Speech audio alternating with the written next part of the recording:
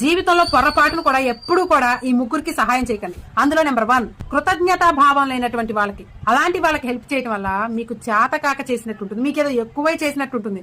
అలాంటి వారికి హెల్ప్ చేయడం వల్ల మీరు ఇంకా చెడుగా కనిపిస్తూ ఉంటారు, లేని శత్రుత్వం కొనుక్కొచ్చినట్టు ఉంటుంది. ఇక నెంబర్ 2, ఎప్పుడు లేజీగా బద్ధకంగా ఎదుటి వాళ్ళ సహాయం కోసం ఎదురు చూసేటటువంటి వాళ్ళకి అసలు హెల్ప్ చేయకండి. అలా చేయటం వల్ల అవతల వాళ్ళని మీరు చెడగొట్టిన వాళ్ళు అవుతూ ఉంటారు. కాబట్టి అలాంటి వారికి కూడా హెల్ప్ చేయకండి. నెంబర్ 3, వీళ్ళు ఎప్పుడు ఎవరు సహాయం చేస్తారా అని ఎదురు చూస్తూ ఉంటారు. వీళ్ళకి సహాయం చేయటం వల్ల పెద్దగా వచ్చే దండగేం లేదు, కానీ అవతల వాళ్ళకి సహాయం వచ్చే టైంకి వీళ్ళు చక్కగా జారుకుంటూ ఉంటారు.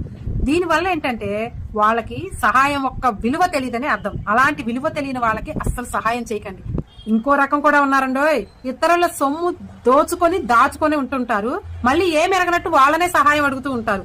ఇలాంటి వాళ్ళు ఎక్కడో ఉండరు, మన ఫ్యామిలీస్ లోనే ఉంటూ ఉంటారు, మన రిలేషన్షిప్ లోనే ఉంటూ ఉంటారు. ఇలాంటి వారికి చచ్చినా హెల్ప్ చేయకండి. ఎందుకంటే వాళ్ళు మనల్ని నమ్మించి గొంతులు కోస్తూ మన వెనకనే గోతు